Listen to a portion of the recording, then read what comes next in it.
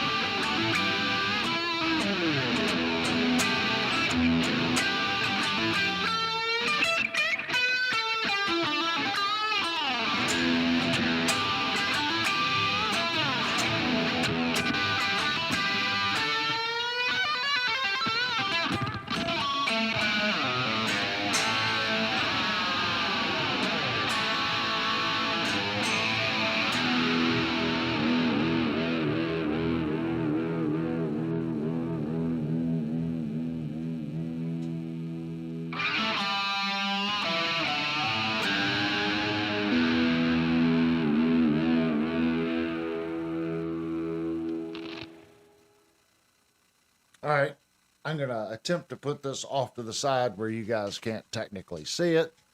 Yeah, I think that'll work. And let me actually fire this thing up and get to the right visual screen. Again, I'm moving my buttons around, guys. I made a bunch of changes, so I'm still learning the new system. So all the buttons have changed. Let me get the chat window back up.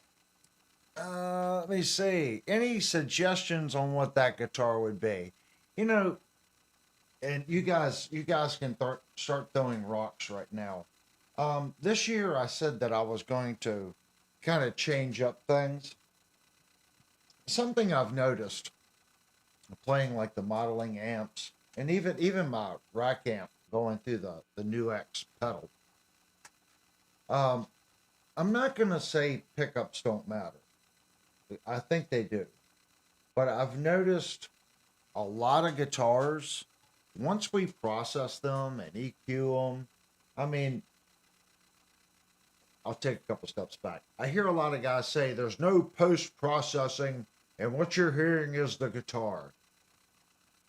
Okay, 20 years ago, maybe post processing was something that you could do and to make the guitar sound better on the backside because maybe you missed it when you were first doing it.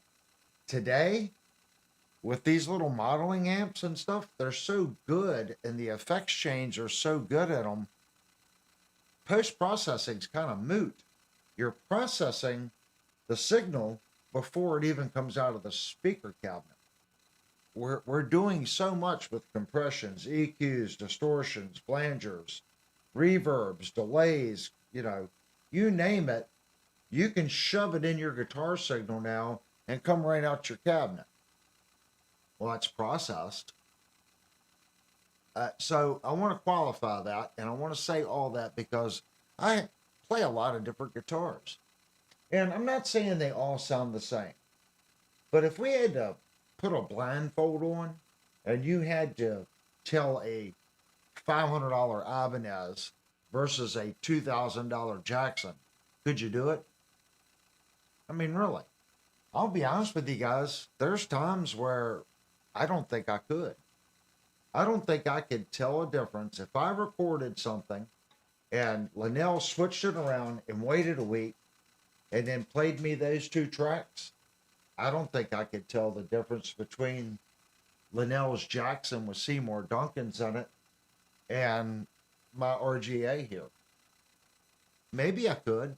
Maybe I've played the RGA enough to where I would pick up some of the nuances, but how much difference would it really be? Playing the guitar that I just played, I kind of felt it almost sounded like another guitar I have. And I looked down at it, and at first I'm like, well, am I in the bridge position? Yeah. Is the tone all the way up? Is the volume all the way up? The more guitars that I play, unless the pickups are just awful and they're ice picky sounding and they're muddy, I don't know how much. I guess my point in this is if you have a good quality set of pickups that don't get muddy with distortion, you can pretty much do anything you want with them. You really can. I think we listen with our eyes a lot, and I know I fall victim of that. I don't know how you guys feel about it. I'll look over at the chat. How many people think they're victim of hearing with their eyes? I truly think I feel that way. I mean, the guitar I just played is an awesome guitar.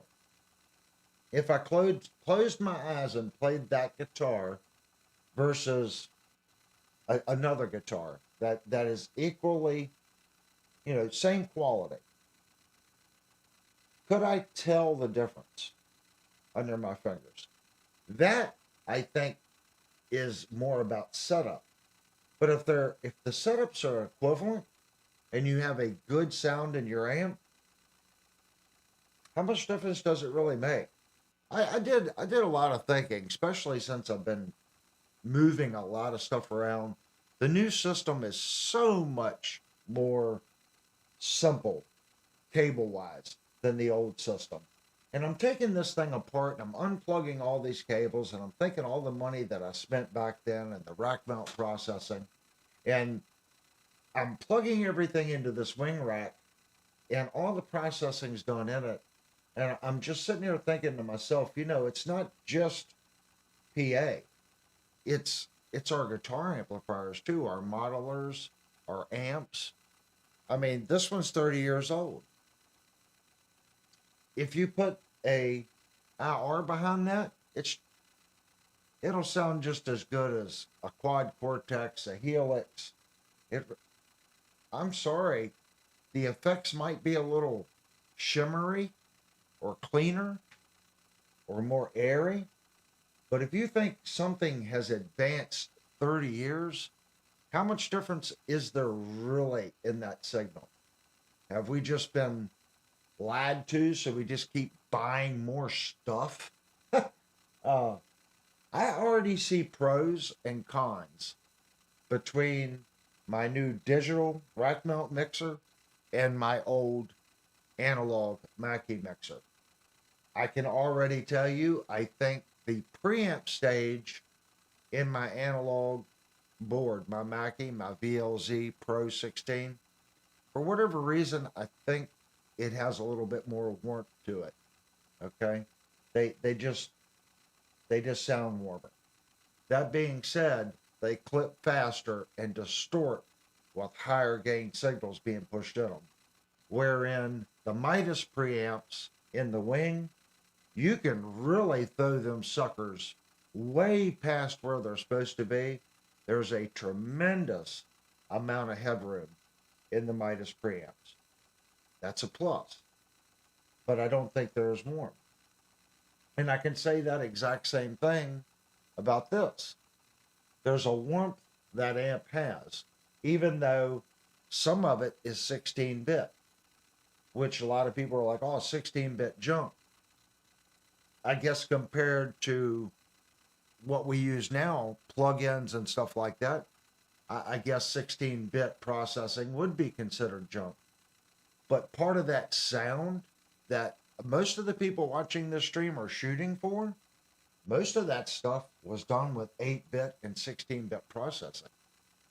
Maybe part of that sound we're chasing is just the after effect of what those effects were limited to doing. I don't know. I was playing the guitar and I was listening to it and I'm expecting you guys to pick it out. And I'm sitting there thinking to myself, how much difference in tone is there really once we run it through a modeler and then compress it and send it to YouTube? Okay, what do you guys think? Which guitar did we open up the show with tonight? Did anybody make any suggestions on? Yeah.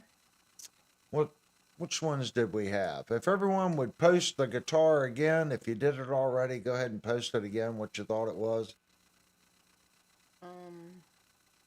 Devastator bought a Gorilla amp for a backup amp. That's a good choice, man. Devastator had said he was going to say the Revstar. Ooh, that's a good guess. Steve said, first he said, I'll say the Hardtail Ibanez. And then Devastator said it sounded new. Ooh. Steve had said what's being borrowed from the music store. Vox says $150 Telecaster clone. And then Steve said, watch, this is the red Peavey. I wish it was the red Peavey. I haven't started working on it yet. I really want to work on it. Guys, my job has just been we're way behind because of Christmas, so I've been working overtime, plus working pretty crazy. Like my hands are really sore. Nick said Jackson. Wicked Fester said Washburn. Okay, you guys, I hate to tell you. Steve said the PV Nitro. Oh, I should have played that one. Mikey said Washburn. Okay, guys, you guys ready to see what it was? This is another one of my pride and joy guitars. No, it is not the Vandenberg. Any guesses?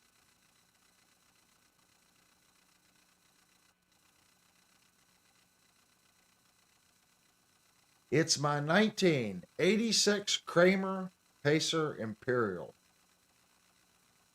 This guitar is mint, and it is one of my favorite guitars. Between this guitar and my PV Vandenberg, they're both just playing instruments. And I don't want anyone to take this the wrong way. I'm not saying new guitars aren't good guitars. But when I play this guitar, I play my Vandenberg, and I play my Nitros, there is something about this vintage instrument.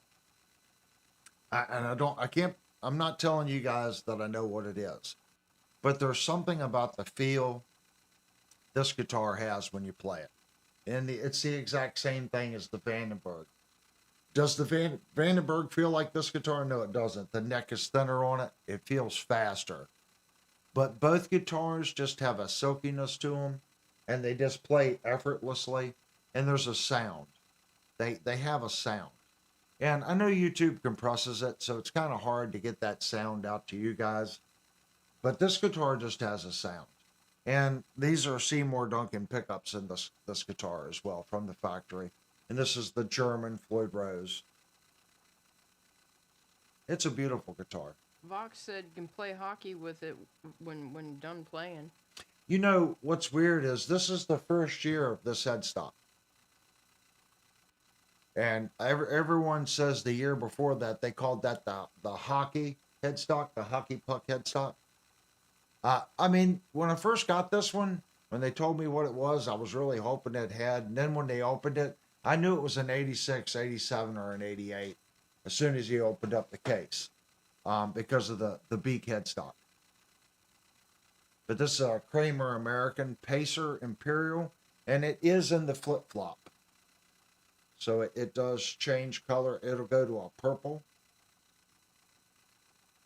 to pink. Certain lights, it'll really get purple. So purple to this, I guess, reddish pink color. It's a cool guitar.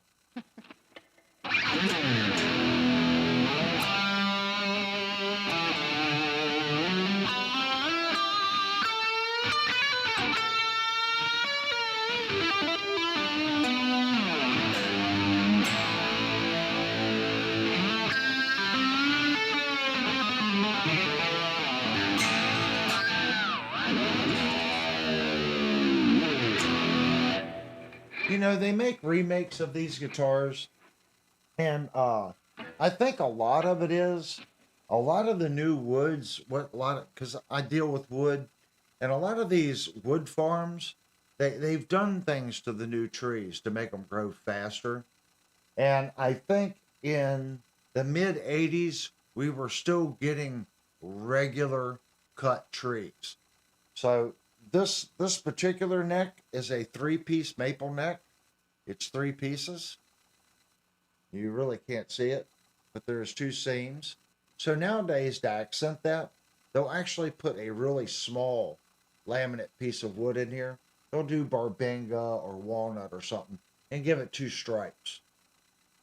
And another tattletale sign is how Kramer did their nut install back then. Still has the key on the back.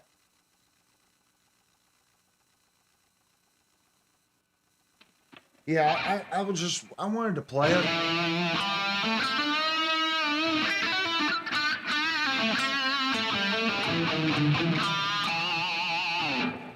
Mini Guitar Society. I've chipped the point off every Jackson or Kramer I've owned. Yeah, my PV Nitro has that long beak with the step down, and it's pretty chipped right here too. But not near as bad. I had a Gibson Explorer, and the back part of the horn up here, the whole tip was beat up, and then the whole hockey puck headstock was beat up. That was a huge guitar. When you were playing on stage with that thing with that big horn sticking out the back and the long neck it hit everything on the stage. So yeah, I've been pretty fortunate.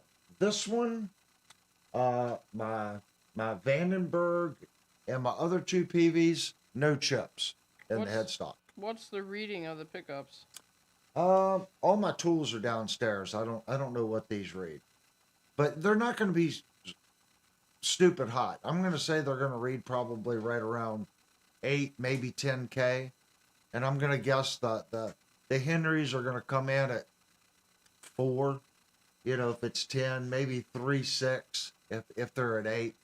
If you guys really want, I can go down and get the meter and test them. These Seymours were definitely spun by the lady from Seymour Duncan that wears the wild glasses. She did all the pickups for Kramer back in the day. I forget that lady's name.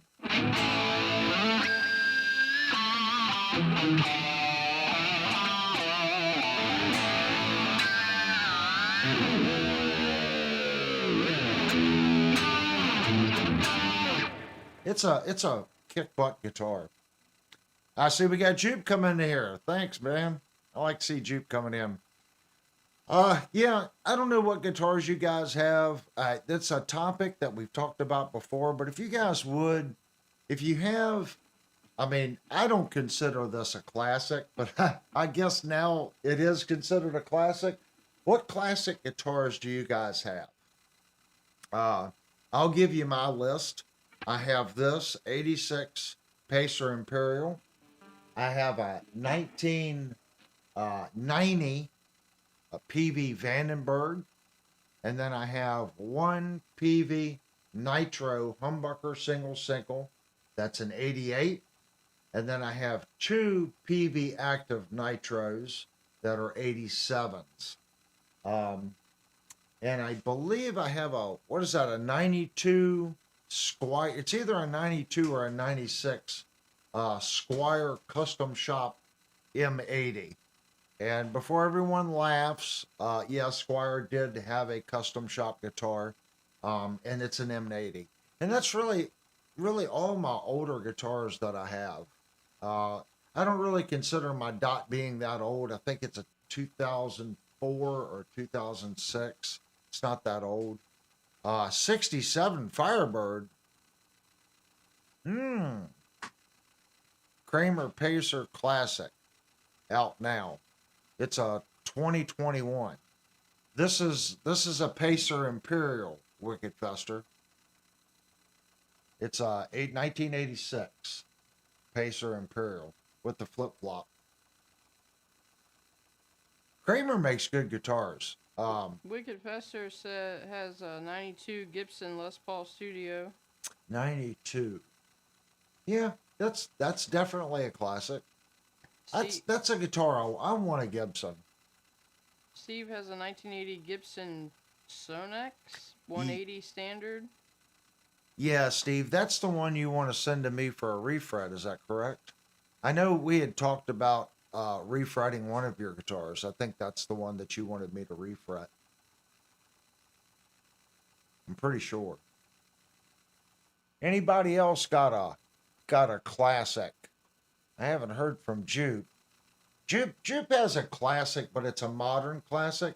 He contacted Kiesel and had Kiesel make him a carbon. Of course, Kiesel is carbon, but he had it badged as the carbon. And it was the classic stupid carbon. The one that just was the super awesome car. I think it was a DC, I can't remember, was it DC 200 or DC 400? I can't remember what it was. Jupe told me what it was one time. Sent some pictures of it. It's a beautiful guitar. So I guess that's technically like a remake of the original carbon. Yes, a 74 Martin D28 counts, Cheryl. Wow. Cheryl just blew everybody out of the water with the Martin. I'm sorry. That Martin is a mini gold mine. I would hate to fathom what an original 1974 Martin D28 would go for on Reverb. Does someone want to look that up on Reverb? See if there's a 74 Martin D28 on Reverb. I know that's got to be worth stupid money at this point. He says it's a JB 200, Jupe said. BCG is a 92 Jackson Dinky and a 2003 Washburn X Series. 90, what was a 2000, what did he say? 92 Jackson Dinky. Ooh. And a 2003 Washburn X Series. I like the Jackson. The 2X Series Washburn. I'm trying to remember that guitar. Washburn made some awesome guitars in 2003. Nicholas said a 1965 Fender Electric 12. I don't know that one. Someone's got to YouTube that and send a picture of that one to Discord. If you can post that in Discord, Nicholas, I'd love to see that one. 65 Fender Electric 12. I probably will know it as soon as I see the picture of it. Jupe said his is based on the DC. Yeah, exactly. But it's a JB 200. My oldest is a 1993 Epiphone Les Paul Standard, red flame maple top. That's Kurt. Yeah, Epiphone, man, Epiphone makes nice guitars. You know, for a long time, even I used to, kind of, oh, it's an Epiphone. And I never played one.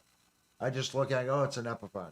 And that whole mental thing, it's a cheap Gibson. That's wrong. Devastator said a D28 on reverb is like 20,000. Wow. Yeah. Yeah, Cheryl wins. Just everyone just start throwing popcorn at Cheryl. She wins. She's got the guitar to have out of the group.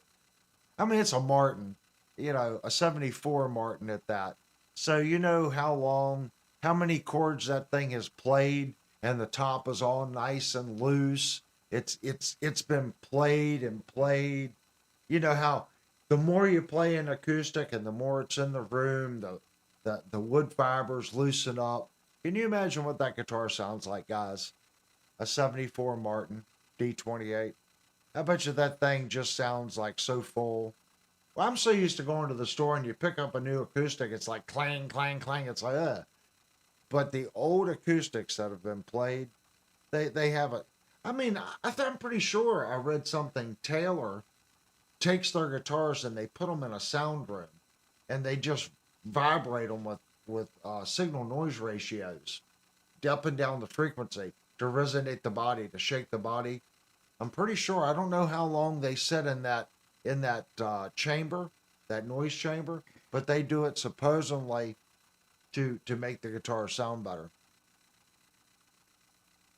Is that what you paid for it new, Cheryl? Well, Steve said the Martin about 2,200 ish, which seems low to him. I don't know. I know certain Martins can go for crazy money. It's like anything else. There's certain models, like the Kramer at this particular time. It was called a Stage Master or something, and it's the only model above this one. And that seems to be the one that people want. They made a stage, I think it's a Stage Master with the flip flop paint. And that seems to be what all the big Kramer guys want. That and like the 85 Pacer, not Pacer, Beretta. That just seems to be the guitar. The 85 Beretta, for whatever reason, the 85 seems to demand the most money. The Stage Pro or Stage Master and flip flop demands a lot of money. In PV, the older PVs, I would say the Eddie Van Halen guitar and the Vandenberg, they seem to be what PV had. Of course, Jackson had a couple different models. The Dinky, they had that wild looking star shaped guitar. That goes for crazy money now. Anything that says Robin on it goes for crazy money because a lot of people, Robin kind of flew under the radar. So if you have a Robin guitar, you're pretty much sitting on a gold mine. If anyone's ever heard of Robin Instruments, I heard rumors they were supposed to start making guitars again. I haven't seen anything by them, but that was another company, Zion. Zion made a 29 fret and a 32 fret guitar, active electronics. Crazy expensive back in the late 80s, early 90s. If you have one of those, of course, it's a gold mine. Any Ibanez Jim DNA is a gold mine, like 30,000 plus for the DNA model. I'd probably say on the Ibanez, the second most expensive one is that hydro dipped version. There are some other ones that demand big money. Those are just some that coming off the top of my head. I know some of Percy that he plays for Music Man now. He was a signature artist for Ibanez. So if you can find, I think it was the late 80s, early 90s, the Ibanez John Petrucci signature model in good shape, I think those demand pretty good money. Forgot 2002 ESP LTD F200, 2 years with only one volume and a three-way switch. I think I know that guitar. Pretty sure. The one volume thing, I do think there is something to that. It's less electronics. I've got a Kramer Beretta, and it just has a volume knob. That's it. No tone. There's only one pickup, so there's no selector switch. It's just a bridge pickup and a volume. Now the volume is a push pull, so you can split the humbucker, but that's it. That guitar has a lot of punch. It just kicks, but it doesn't have all the junk inside of it. I think there is something to that. Just like some people say, Gibson had that Les Paul that had the other humbucker right here, and they claim it didn't have very good sustain. And then some people claim it's because the magnets in the pickups are pulling on the strings, and since you have 3 pickups, you get less sustain because it's pulling on the strings. So I'm not sure on that. Hey, Timothy. He says, hey, everyone.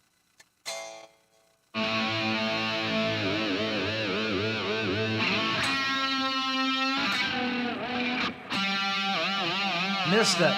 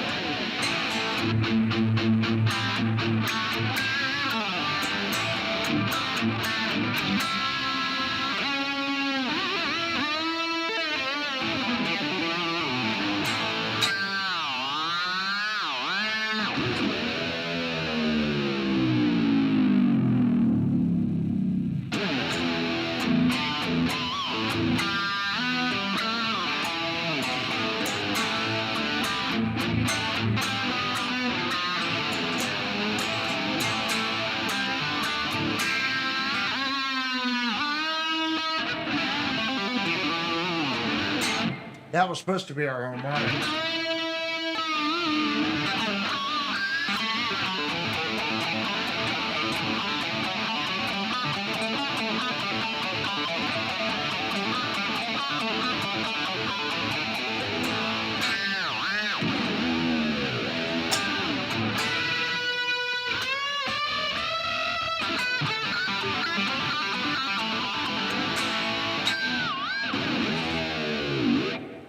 This is another one of those just stupid guitars.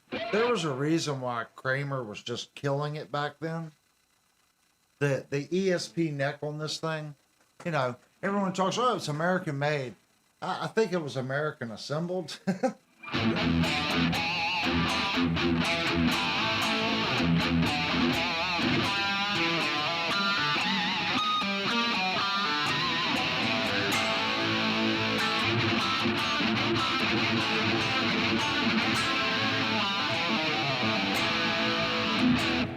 Yeah, a lot of it was imported.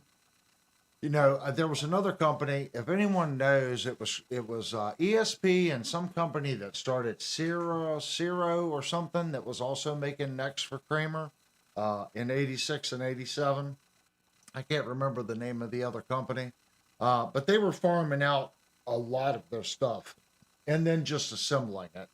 And then another issue Kramer had, they were printing serial number plates, throwing them in a box, and then you would just go by and pick up a plate and shove it on the guitar. So the serial number on these guitars is pretty much useless from what I can understand. That they were just using whatever plate was pulled out of the box necks and slapping on the guitars. But this one is serial number E6680, Neptune, New Jersey. And it is a 1986 because this guitar was bought and sold new at Shenandoah Music in Winchester, Virginia. And the gentleman bought the receipts in. He bought it off Roger, the original owner, traded it in. And then I bought it off of Shenandoah Music again because they knew, well, they pretty much already knew I was going to buy it. So when I walked in, they said, we got a guitar that you need to see. And which is cool. That's why I always tell you guys, if you build a relationship with your local store and they bring trades in, and they know you're looking for it, talk to your local store. Say, I'm looking for this. If someone brings it in, there's a buyer. Now, keep in mind, guys, they got to make money too on the transaction. So, just keep that in mind. I have no interest in helping my local store because when I need strings or cables, well, a lot of the guitars in this house came from, we were counting it the other day.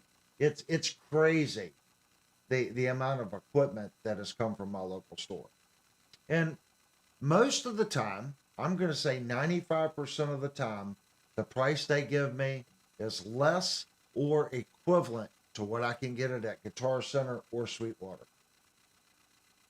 That's just the truth. So I would much rather give that money to them. And again, I'll qualify it.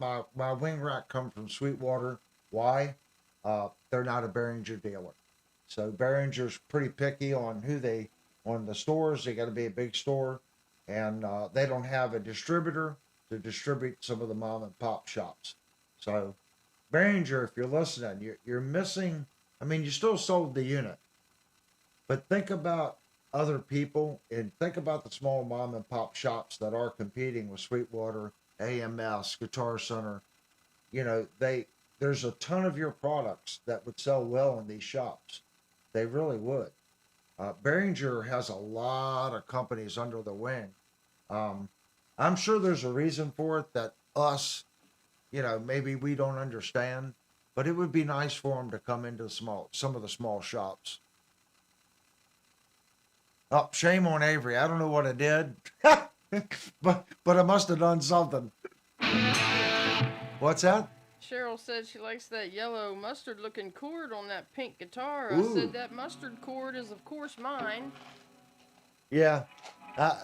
Everything around here is, well, actually everything's ours. We always say it's hers or mine, but it doesn't much hold matter. on now. You have the orange one. The yellow one is mine.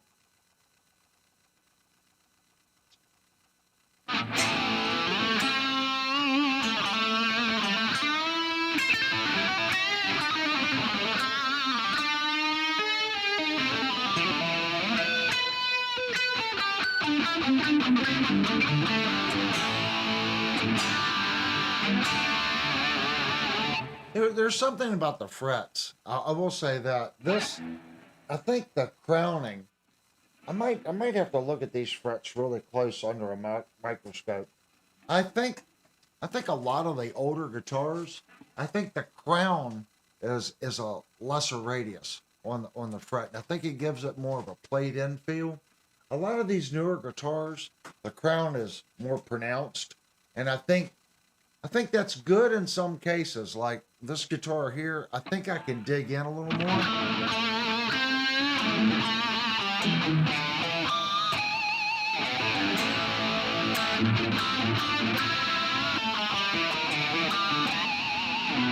When I go to pull, I find it on the newer instruments, I can dig in a little more and get a better harmonic. But I find on the older ones, I feel that it's just slinkier feeling.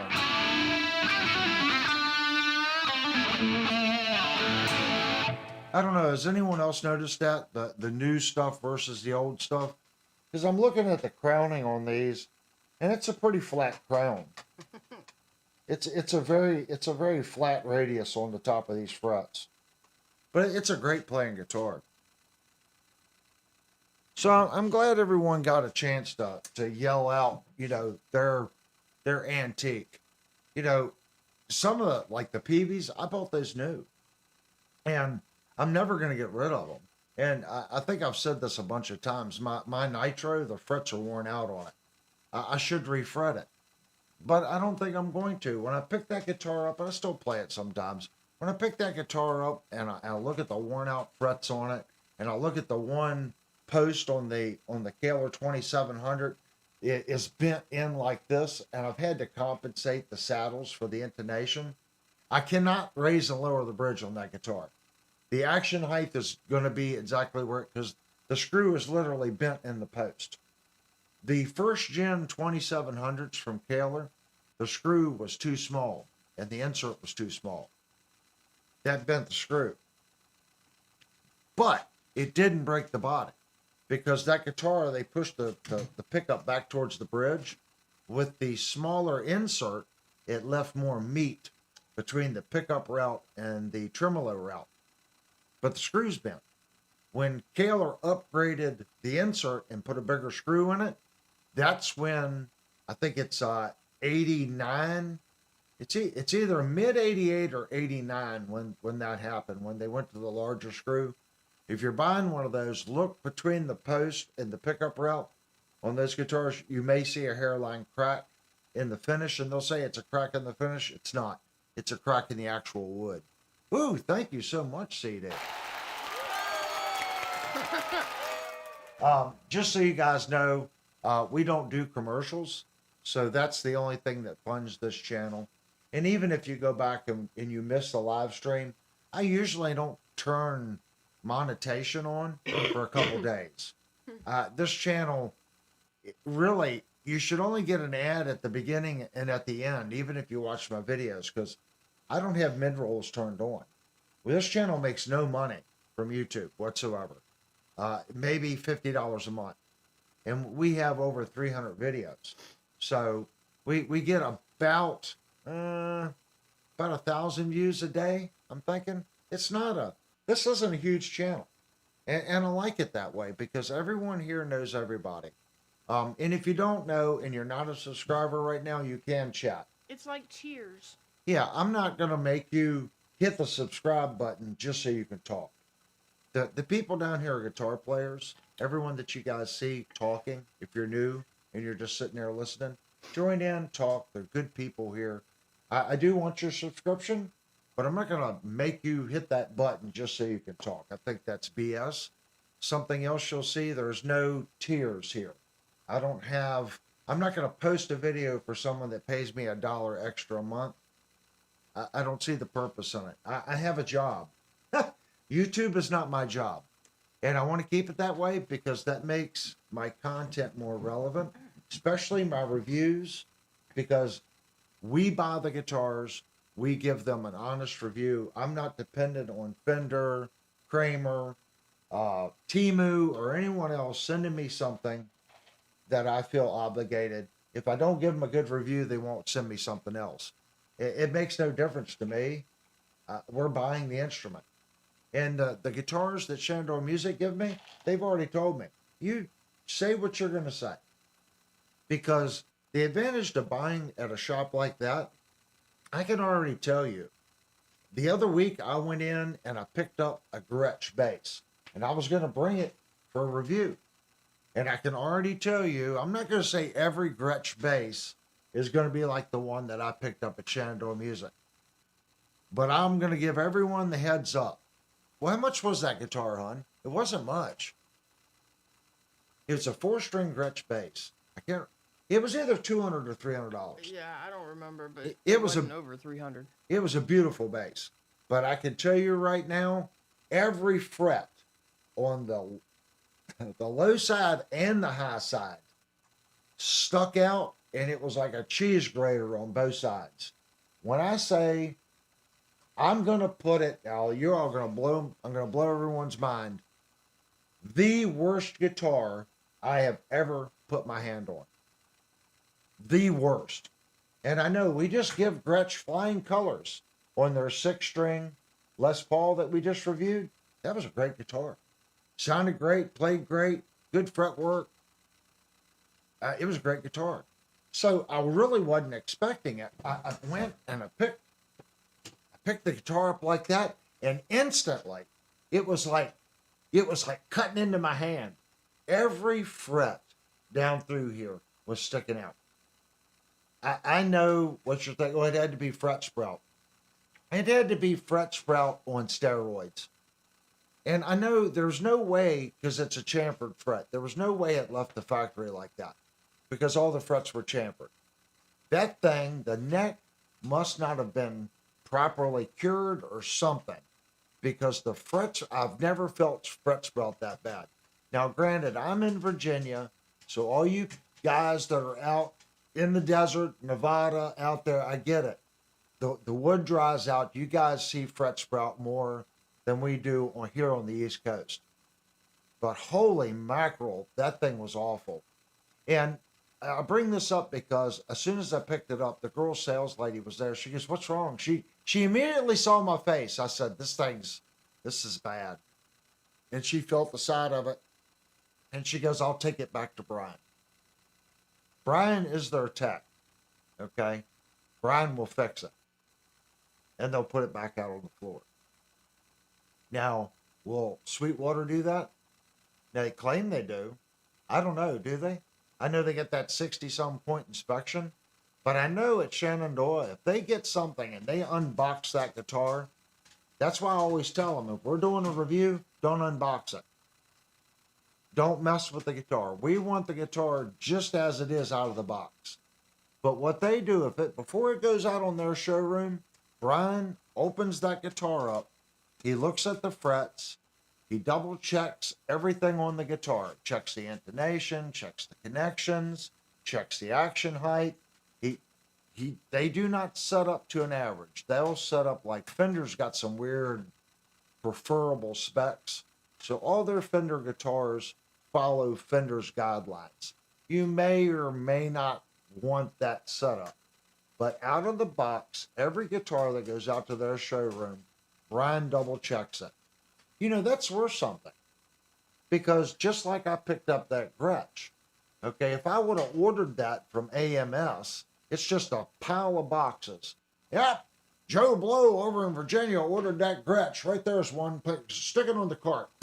Gets on a truck and it gets sent to me. Here, I pick it out of the box. I'm like, holy Christ almighty. What's up with these frets? You know, what do you do at that point? So that's why I'm a firm believer, if you have a good local store, support them. Because a good local store is going to double check everything that they put out on the floor. And I'm willing to deal with that. I like that. I like the interaction of walking in, being able to talk to people that I see every day, okay? And they may not have everything in stock. But just knowing that they've at least touched every instrument that's on that wall that's for sale, and it's had a basic review. Every one. Okay? And then if you find something, hey, I like this guitar. I see it all the time. I like this guitar, but could you guys do something with this? Well, their tech is right there. They'll go, sure. And they go, here. They take it back to Brian. Brian takes 10 or 15 minutes. He might chamfer the frets on it, do this or do that, check the intonation. He brings it back out. Here you go. Guy plays it. Good go. Deal's done. I like that. Brian was gone for a little while, and the other owner was doing. I'm not saying he's not a bad tech. He's good enough to be a store owner, but he's not Brian. So when you have a tech that is good, and you know them, and you know the store, and you expect a certain quality because that tech's been there, and that tech knows what the owners want. Been doing it for 20 some years. He knows Fender. He knows Schecter. He knows Yamaha. He knows when he opens that box, if it's a $400 Yamaha Pacifica, okay, on average, these Pacificas have X. Or I unboxed a JS Dinky 32, which is a $199 Jackson.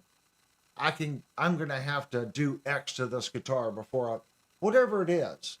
He has that experience because every guitar that goes out, he looks at. So if it's a Jackson, you know, whatever it is, you see what I mean? So if he's not there, obviously, because she opens up stuff too, that one got missed. It went right back to him. I kind of like that. I like that interaction. Shadow ban me. I don't even know what that means. I think that's when you don't talk to somebody. I missed out on the conversation, BCG. But I'm just going over a rant. I picked, just so you guys know, if you are looking at that Schecter bass, it's a beautiful bass. Not Schecter, Gretsch bass. The one I picked up had a tremendous amount of fret spiral on it. So I am going to do some more research on it.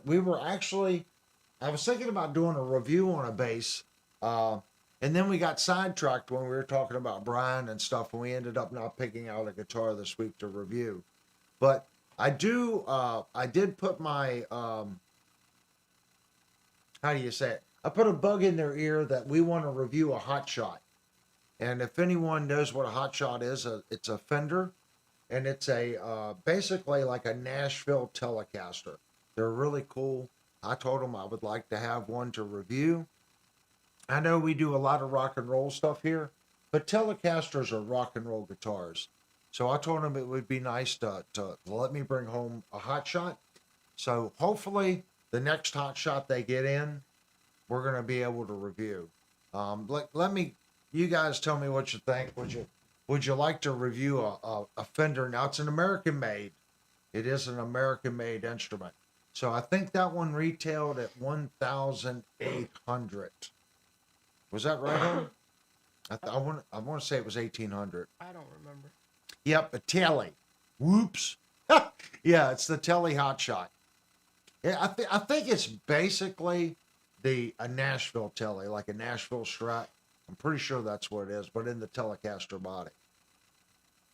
See, I would love for them to make that guitar, the Telecaster body, Nashville electronics, but give me the 60s Strat headstock. That would be like my dream Telly. And that's just me. I might build one. I really want a Telecaster with a Stratocaster neck with the Nashville electronics. I just think that would be a really cool guitar. Tellys are the Swiss Army knife. I agree with that. They really are. That's a very utilitarian guitar. You could beat the piss out of them. It's a road-worthy tank. That would be, who was it? Schecter makes the PT with the Floyd Rose in it. I almost bought that guitar over the Sun Valley Super Shredder that we reviewed. If you want to go back, watch the Sun Valley Super Shredder review. But when I went up to Sweetwater in person, and I wanted the PT, but they were out 100%. Out of all that, they always have the PT with the Floyd Rose 1000. Of course, I go up to in person. There's none there. So I ended up taking the Sun Valley Super Shredder home, which was cool. But come to find out, they never made the PT with the Sustainiac like the Sun Valley Super Shredder again. When it went out of stock, that was it. When they brought it back, it's a more basic model, and it has standard pickups. They no longer make it with the Sustainiac. And I wanted the one with the Sustainiac. Steve said Telly with a Floyd. It is. It's a Telecaster with a Floyd. And if you can find one, they made it with the Sustainiac for almost a year. And I kept one. I'm going to order it. And we were going, well, we're going up there. We'll just pick one up. Well, by the time we got up there, they were sold out of them. And they never brought that model back, which kind of, because I really wanted one with the Sustainiac and the bridge. I'd be cool. They still make the guitar, but you can't get it with the Sustainiac. I don't know. I'm waiting for someone that's going to make another version. I was thinking Charvel, since Fender owns Charvel, but I don't think Charvel is ever actually going to come out with a hot rodded Telly that's traditional like a Nashville, if that makes sense. I want the Nashville layout with a Floyd Rose. Well, I would prefer a Kaler, but that's never going to happen. Devastator says, the only Telly I want is a PRS. Yeah, that's that, what was that, N30?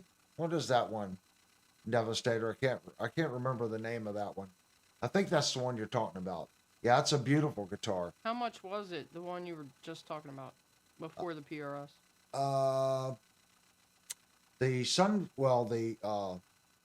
The PT with the Floyd Rose and the Sustainiac, when I was looking at it, this would have been 3 years ago, it was $900 with the Sustainiac, and then you could get it for $699 with the standard passive electronics.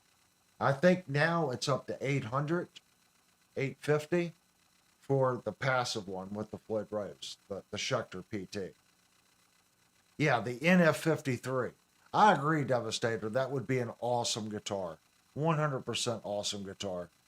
That guitar was on sale over Christmas. You could have bought it really inexpensively. I, I qualify that expenses based on, your personal thought. I want to say they were on sale for like 750 or $800 over Christmas. It was crazy. I think that's really the sweet spot. I don't know if I've told you guys this, and if I have, I'm just rambling. Again, we've reviewed expensive and cheap guitars. There's a point. Let's just say a point of diminishing returns, where your dollar buys you less. Everyone, you can type in, what do you think the sweet spot is for buying a guitar? At what point are you not getting a lot for your dollar? There's that point where it just kind of levels off. You do get a little something, but it's not like going from a $200 guitar to a $400 guitar, or a $200 guitar to a $600. EART says you can get the black NF53 right now for $779. Yeah. See, I'd love that. I think I like the white one. Is that the one that shows like the brown? It's like a highlighted grain. You could see through the white. Pretty sure it was the white one that I liked. Well, this was the black one. Yeah, I'm pretty sure it was the white one that I was looking at. I think they have 3 colors. Wicked Fester says 700 to 1,000. Steve says 7 to 800. I'm gonna say 7 to 800 is the sweet spot. When you get past 800, are you getting more features and more stuff? Yeah, you do. And everyone knows that I'm the first one to tell you, I think the best bang for the buck is the Jackson Virtuoso if you want American made. Is that the best bang for your buck if you're on a budget? No. You buy an import. You can buy an import. I'm not going to say the fretwork is going to be anywhere near that Jackson, because everyone knows, I know that Jackson had awesome frets. But you can buy a nice import, in the $800 range. It'll be a nice guitar. It's going to have good pickups. It's going to have a good bridge. It's going to be a nice guitar. Solid tuners. At what point, that's what we're talking. At that point, if you spend an extra 200, are you really getting anything more?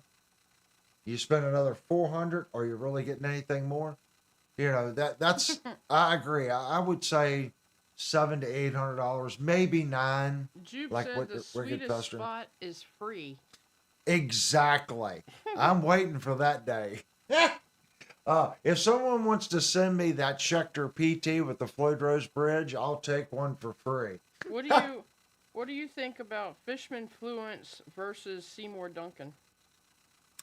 I know a lot of the new people love the Fluence because of the new voicings and stuff. Every time I hear them, they have a thin sound, and that could just, again, we're listening with our eyes. Just listening to reviews on them, and again, this is YouTube. It's compressing it. They sound thin to me. That's just me, and that's no experience whatsoever. Just listening to other YouTube channels, point them out. That they sound thin. I like passive, and I say that, and I'm going to qualify that. I played an EMG 89 for 25 years. My PV Active has an EMG 89 in it, and everyone knows the active pickups are a little piercier. They're not as warm sounding as a nice passive pickup. So playing metal and hard rock, the EMG really worked. So the Fluence with the voicing, I'm sure it's voiced for the modern stuff. But when you watch me play, I don't play that much modern stuff. if that makes sense. So I might not be running into the issues that the Fluence guys ran into when they were voicing those pickups, these drop tunings. So they're voicing that pickup to work with different tunings, different style amps. I'm not running a twin rectifier. I'm not running an Engel. You know, I'm not running that Zula or whatever that thing, that wild amplifier. I'm not running those amplifiers. So when you get into those super high gain amps, maybe my Seymour Duncan JB just wouldn't cut it. And you have to have that fluence and some of these other pickups that are newly voiced to drive that amplifier. I'm just guessing until I have a guitar here with fluences that I can play over and over and over again. And again, guitars are rotation. You play it for a couple weeks and then pick up a passive guitar. You know, maybe go back to it, then pick up something with EMGs, then pick up something, you know, does that kind of make sense? Get familiar with how it responds to this amp, you know, the Yamaha. It's going to react differently in all those scenarios. That the issue, the only really high gain amp I have is right there. I have that Friedman, which is a BE Deluxe, and it's a high gain amp. I'm not going to say it's not a diesel, and it's not an Engel, and it's not a twin rec sound. So if I had a Mesa Boogie twin rectifier, I would feel more comfortable saying, okay, this is voiced for this or that, if that makes sense. BCG says, I love EMGs. No buzzing. Exactly. I've got, well, it's not, actually, it's behind the Floyd Rose box. There's an EMG 89R. You know, the 89 gets no love, but I'm telling you guys, just take my word for it. Put an 89, not an 89R, just the old school 89 in your bridge position. It's a split coil pickup from EMG, and then try an 89R in your neck position. You might be pleasantly surprised. It's going to have the warm quality of a JB, but it's going to hit like a 16K active monster with no noise. So you're going to get all that push, but you still get I think it sounds very similar to a JB. It sounds like a JB on steroids. A cleaner Duncan distortion. There you go. There's something about the Duncan distortion that just clips too easy, and it kind of gets, I don't want to say muddy. It's just something about it. I don't think it's as defined as the JB. So imagine a Seymour distortion clean, or not clean, but less, you know what I'm trying to say. It's just going to be a more articulate sounding pickup. That's going to be the EMG 89. I played them. I love that pickup. It's not an 81, and it's not the 85. It's something a little different. But if you like JBs and you like some of the DiMarzio, that might be a good, like a DiMarzio Air Norton, something like that. It's probably a little hotter than that and a little warmer sounding than the Norton, if that makes sense. Definitely TR, Screaming Demons and a couple of my late 80s Jacksons. The Duncan design humbuckers on the soloist you feel are as good as the actual Duncans. I have Duncan designed pickups in my custom shot Squire. They sound good, but they're not Seymour Duncans, if that makes sense. They're Duncan designed, but Squire still cut corners on those pickups, and it's going to be up to that manufacturer that made it. If they follow Seymour Duncan's design to the T, it's probably a great pickup. But I'm pretty sure Squire had Seymour make something in an inexpensive version. I think they're good pickups. They're not JBs, if that makes sense. And they're not as hot as the distortion either. So, and they're Duncan designed. So you got to look at it. They're going to save money because if it's Duncan Design, they're saving them money. If they're wanting the name, but they're not wanting to put the real Duncan in it to cut costs. So always keep that in mind. Are they bad? That goes back to the beginning of the show when I said, can you really tell the difference? As long as you got a good pickup to start with, I think you can work with it. With today's processing and all the stuff that we run through and how clean stuff has gotten, even these Spark amps, the Katanas, this little Yamaha right here, it's stupid how good and clean the effects are. So if you've got a decent pickup, I think you're going to be okay. You really will. All right, guys, I think it's definitely break time. When we come back, we're not going to do a full hour.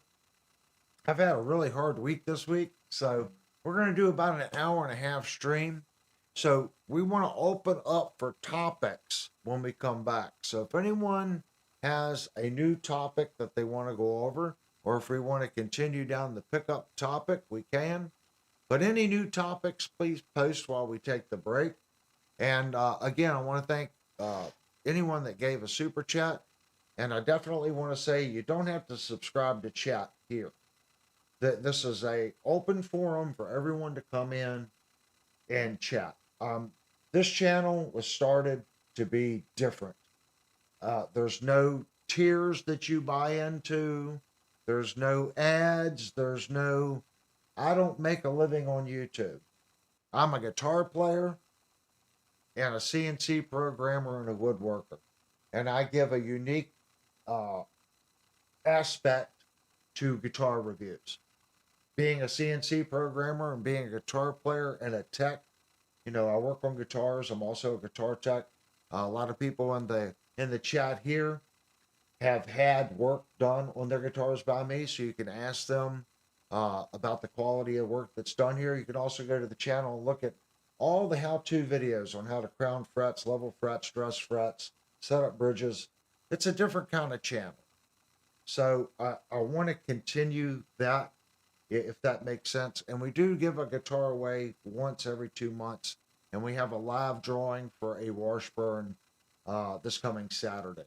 And you only have to be publicly subscribed, and you have to go to Discord and say, I want in on the guitar giveaway. And you're entered to win. It's really that simple. And the super chats pay for the modifications and the guitar giveaways or anything else that we're doing here.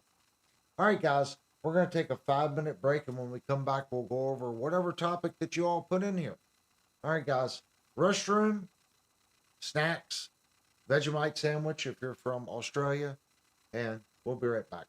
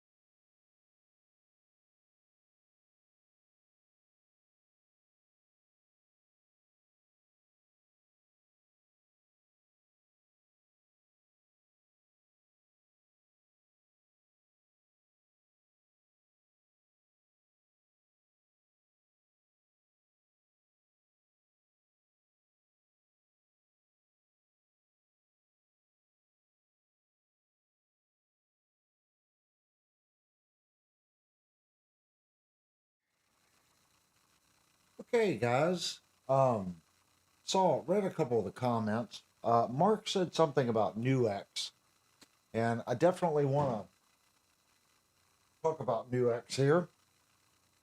This is a Nux Edge delay. I bought this at Shenandoah Music. It was $79, and it's both. It's an analog and a digital pedal. So analog delay or digital delay. So if I push down on this and I hold it, it'll switch the light and it'll go to a digital delay. If I push down and hold it again, it'll go back to analog. It's really simple. This is your wet dry mix. This is your repeat. And then this is your time. Great little pedal. You can download new stuff. It's got a USB-C connector on the side. So Nux always has like new stuff that you can put in it for different effects as far as delay. Cool pedal. I like it. That's a Nux pedal. I also have, this is a great little pedal right here. I don't know if you could see it. This is a Nux Pulse. And I use that on my large rack mount amp over here. And I like that because when we're doing the stream, it's hard for me to play the guitar with a live amplifier in the room. Okay. So that allows me to bypass the power amp section and my speaker cabinet. So I'm able to use all my rack mount effects, my rack mount preamps, and I go right out of that, right into that Nux IR pedal. And Steve sent me an IR of a Celestion 4-speaker cabinet greenback, and that's the one that I've been using on the last stream. If you want to go back and listen to the rack amp, sounds great. I'm a firm believer. If you took the Digitech Artisan, the Purple Monster, you come right out of the main outs of that into that pedal, I guarantee you that unit would sound just as good as a Quad Cortex. You got to think, a lot of these super processors that we ran in the early 90s, like I'm running the ART SGX 2000, it sounds fine. You know, I know that it has a weird artifact in some of the delay and reverbs, but I've used it for many years. I've learned how to work around it.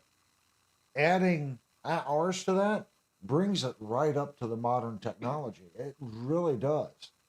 I mean, mine's 16-bit, okay, but for the music that I'm playing, I feel that it works well. And I can change cabinets now. Basically, how I kind of view the IR, it's just an end EQ.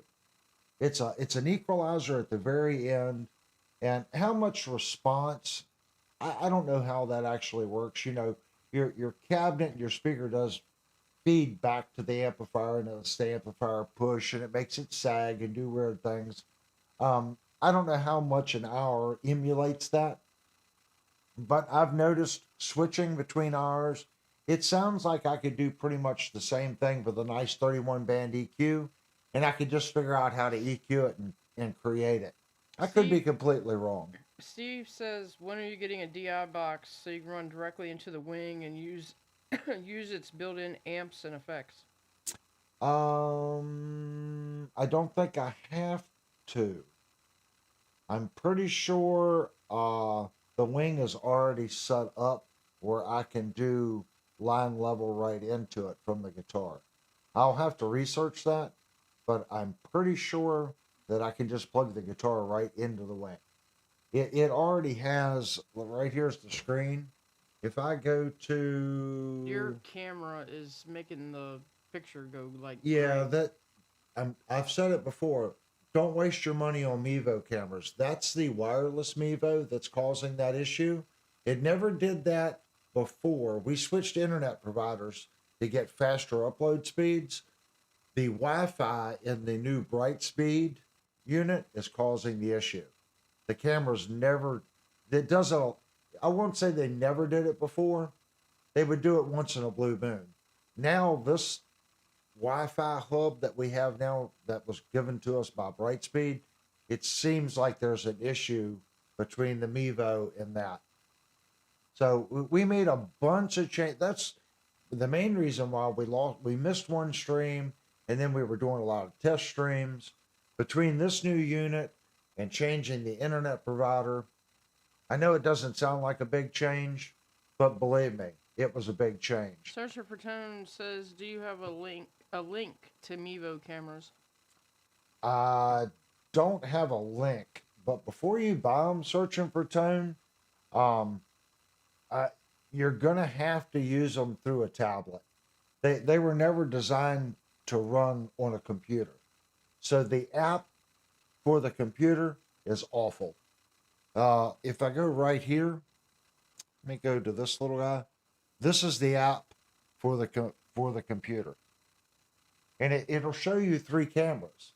Okay, you can plug one in wired, but you have to run the NDI software. It will not detect it because they're wireless cameras. They're designed to hook to your phone or a tablet. So if you want to use one wired, you have to put the NDI software on your computer. That gives you one. Now I have a Wi-Fi twin antenna main board going to PCI slot in the computer. It sees both of my wireless Mevos. Right here's one. Okay, right where that blue line is. If I turn on the other one will show. Okay, but it'll be grayed out. I can't click on it. If I turn off the one that you're watching me on now, then I can turn the other one on. I can only use one wireless Mevo at a time without the phone app. The drawback to that is unless you're streaming directly from the tablet to YouTube, it lags. Because if you go back, it was about 2 months ago, Birdman said, I'd like an overhead view. So I got another camera. The only way I could make it work is the 2 wireless cameras had to go to my phone app, and then this app would see my XP800. It lagged awful. Find another solution. I spent $1,000 on these 3 Mevos. It was a kit through Sweetwater. I know the GoPros don't like to become streaming cameras, so don't go GoPro route. The Insta360s, maybe they do okay. I can't really tell you, but the Mevo is not the way to go. Now, maybe the new square one they just come out with is better. I would take every YouTube review with a grain of salt because every review I see on the Mevos, they just say they're great. And I'm going to tell you, they suck. The image quality on this one is not as good as the wireless. And it's so weird. As soon as I turn this camera into wireless, the image quality goes up. So the NIDI software to make it plug into the computer. Now you're watching wireless. You see the picture quality. Now I'm going to switch to the wired camera, which should be better. Let's go to the other camera. And you can instantly see it's a little grainier. It's not as sharp. It's something to do with the NDI software converting the streaming camera to a web camera. And I've only found one person that actually admitted that. They said as soon as you wire it in, you lose quality because it's all secondary programming. Mevo hasn't come out with software that allows you to do it. So all the software that does work screws the image quality. So here's the image quality with the wired camera. And you can instantly tell the color and the clarity is better on the wireless. The drawback is you get those funny where the screen goes black, and that depends on your Wi-Fi. And you can only use one camera unless you're streaming directly off your laptop or a tablet. I know they come out with the big square one. I wouldn't go that route. It's something Black Studios or something. They have a square camera. It's about $1,500. I hear they're really good. About the cheapest thing I've seen, Canon has one that my Sweetwater rep told me that's about 800 without the lens. So you're at about 13 or 1400 with the lens. That's a great streaming camera and recording camera. That's a lot of money. And that's the next thing that we're going to be doing. I know the image quality now is better, but the Mevo is not, unless they make a major change. And you can see which Mevos I have. It's the little like oblong one. I have 3 of them.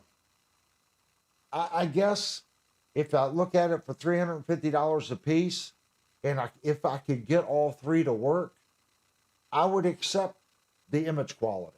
Devastator said move to your left.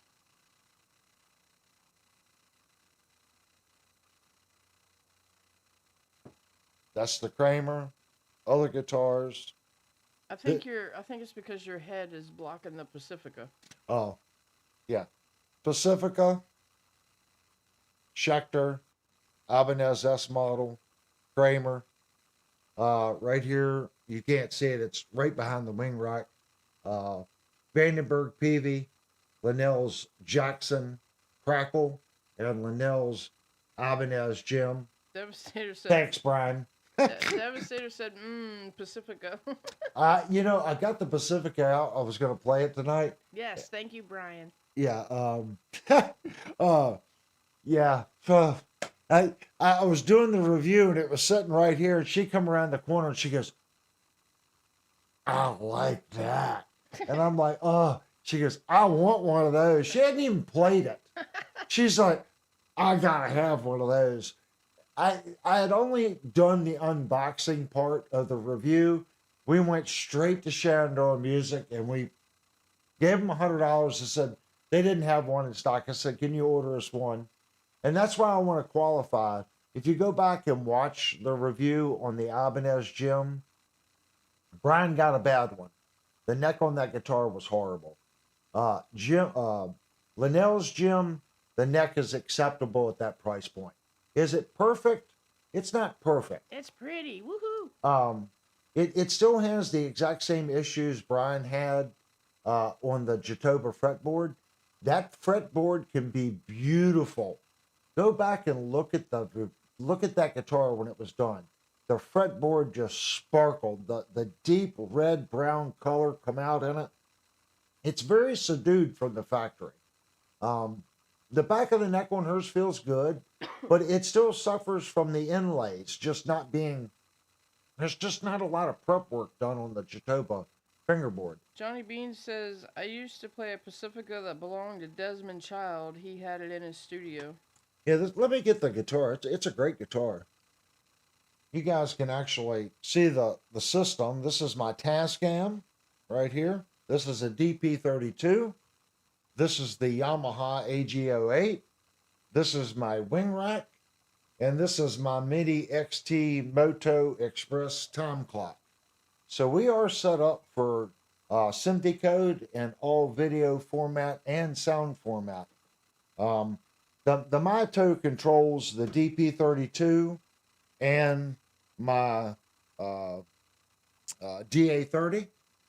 And it used to control all my ADAT and my TRS-8. So back in the day, this is a new unit.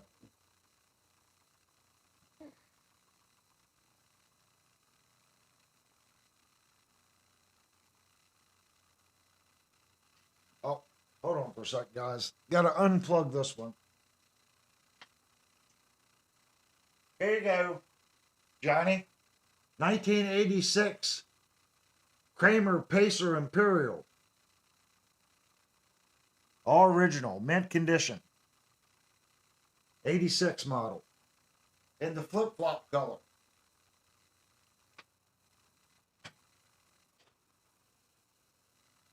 Johnny's a Kramer man like me. He loves Kramers. So this is the Pacifica. Beautiful guitar. You can see the flame in that top. Beautiful flame top on this guitar. And of course, my favorite pickups, and that's the reason she bought it for me. This was a gift from Linnell.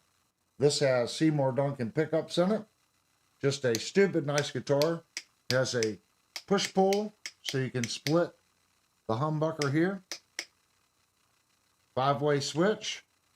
Wilkinson bridge. And this has the push-in bar. And these are locking tuners. Johnny said Desmond's Pacifica had a Roland guitar synth on it, and he would record with it. I don't know. I don't think I've seen that one. Every time I change the strings on this guitar, I forget there's no locker back here. Okay? But they are locking tuners. What's funny, when the string tension gets loose on the string, this thing pops up. So all you do is you put the string in the hole, and as soon as it gets pressure, this top cap locks down on the string. It's a self-locking locking tuner. And I'm always looking at it, well, how do I get the string out? You gotta pop it back and then forward, and then it pops loose once you get the string pressure off. So every time I put new strings on it, it takes me a couple seconds to figure out how to get the string out. It's a really unique locking tuner, but it self-locks. So I didn't know if you guys knew that. These are Grovers. Yeah, these are Grover tuners on this guitar. This guitar was right before they come out with the Pro model. So this would be considered the new Pro, which is about $1,200. But this was the year before the Pro model come out. She got me this and a tweed case for it, a beautiful tweed case. It's a sharp. This is a player too. Look at the back of the neck on that. I would consider this guitar, I would say like a working man's guitar, because you can get so many different tones out of it, and that's what makes it nice. But this is the wing rack. So this is the first couple channels. The first channel you see right here is my mic, right here. Second channel is this mic. Third channel is Linnell's mic in there. And that's it for this bank. So if we go to 9.6, we have the rack amp. Let me switch cameras. That is the rack amp. And the rack amp comes over and I get my IR through this little pulse pedal. This is the Yamaha amp. Okay. And that's all we have actually worked out right now. If you can tell, I don't have any of the cables coming out of the Tascam. I have a whole box of cables. The whole floor was covered. So I need about 2 days to rewire the studio and get everything working. Oh, and something else you can't see right here. This is my line 6 stomp. So it's not labeled. If you notice right here, there'll be some red. So you can name your channels and you can label things. Like I put little guitars right here. So they're guitar channels. 11 and 12 is the line 6.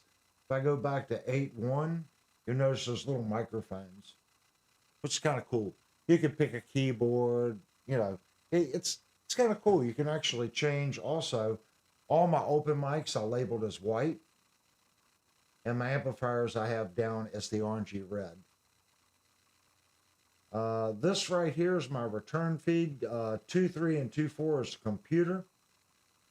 Okay, I don't have it labeled, but that's what it is. So this is 25 through 32, 33 through 40. Here's my OG Sims. Plus 1 through 8, plus 9 through 16. Here's my main, my MTX, my DCAs, 1 through 8, DCAs 9 through 16. And I'm not running DCAs. I don't need DCAs. I'm not doing live sound. But I could technically do things with them. I could group things. Let's say we wanted to do drums, and I wanted to mic up a whole section of drums. I could use a subgroup and then a DCA group and use that as an auxiliary back out to 2 channels of the Tascam for recording. And then I can also sync this with that with the Mayato. So technically, I can't remember if it's 32 or 64 channels of recording in the wing, and then I have 32 channels of recording here in the Tascam. So it's a much better form factor than what I used to use when I was running ADATs. And it was only 8 tracks, and it was a 3U unit. There's 32 tracks in this. I can't remember if it's 32 or 64 in the wing. It doesn't much matter. I can also run Reaper, and the Reaper is communicating with the wing. So again, the wing actually takes place of this and that whole rack that you see back here, all my digital effects processors. It's kind of crazy because now I can run a DAW. I don't even need this anymore. That's the insanity of what this 4U box is doing. It's actually crazy when I stop and think about the power that this thing is capable of doing. I guarantee you guys, if you give me a year, I still will only be scratching the surface on what the unit can do and what it was designed to do. Did I go overkill? I probably did. But I did it because now I can run Reaper or any DAW that I want up to, this is 48 channel board. Now they're 48 stereo channels, or 30, yeah, it's 48 stereo channels. So it's like 96 channels because each channel is stereo. I'll never use that much in Reaper, if that makes sense. And with the MIDI Express, I can time code everything. It's actually crazy. How much of that am I going to do? I don't know. Right now, YouTube seems to be my outlet on playing. But let's say I want to get back into recording like I once was. I can do anything I want. I can come right out of my Akai, which has 8 outputs, into that, straight into the Reaper, right into Reaper. Before, I had to unplug stuff, reroute things. I had a patch bay. I'd be, my first 8 channels were patch channels, 1 through 8. So instead of getting behind the mixer, I would just go into the patch bay on the front. So the Akai 1 through 8 would go into that. If I was doing guitar, I'd go, however many mics were into the guitar. I don't have to do any of that. I can plug literally everything right into the back of the wing that I have right now and not even get the expansion unit. I don't need a stage connect. I got 24 inputs. Right now, with my Akai using 8 and my guitar amp and the microphones, I don't need 24 channels.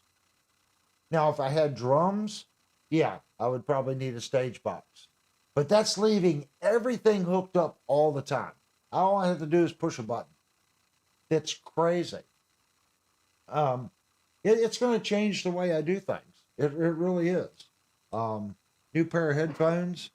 So we are making changes. The camera will be the next thing that we do.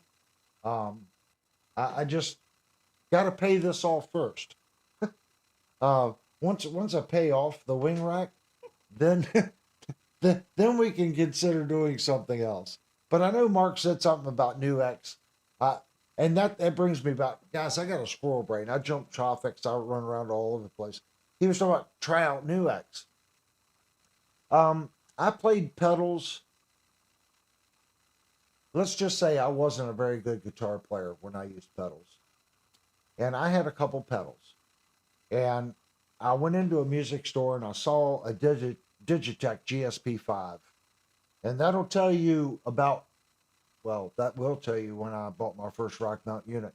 I bought a Digitech GSP5.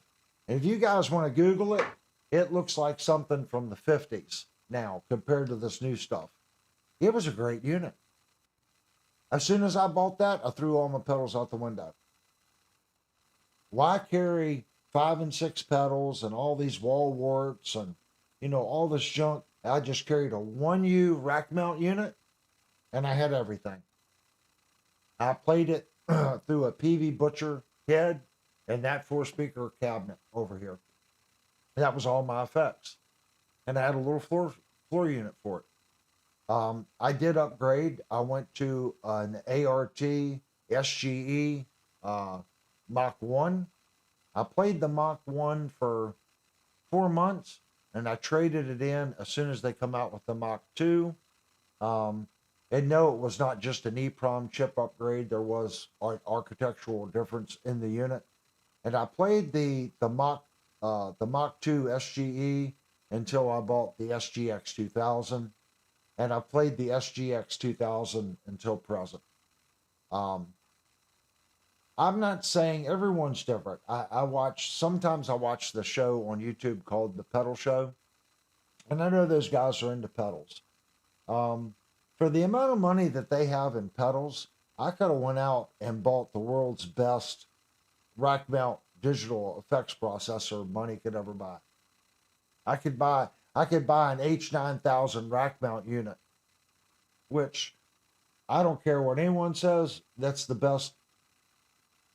That's the best. There is nothing better than the rack mount H9000. It's industry standard. It's the best. It's so good you've got a control console like this. The computer sets in a rack and then there's a control unit. It's the best. For what all those guys have, they could have just bought that for $7,000. It's like $6,000 or $7,000 for this thing. It does flangers, choruses, delays, reverbs, you name it, it does it, but it's the best. It's just repeat after me. It's the best. I don't care if you want to look at Strymon or whatever. The H9000 is the best. It's the best. So you got to pick. Do you want to buy a bunch of pedals, and every time you connect into them, you have noise, or do you just want to go down the rack mount module route? I just never played pedals. Once I went rack, and I played with a lot of guitar players that hated rack.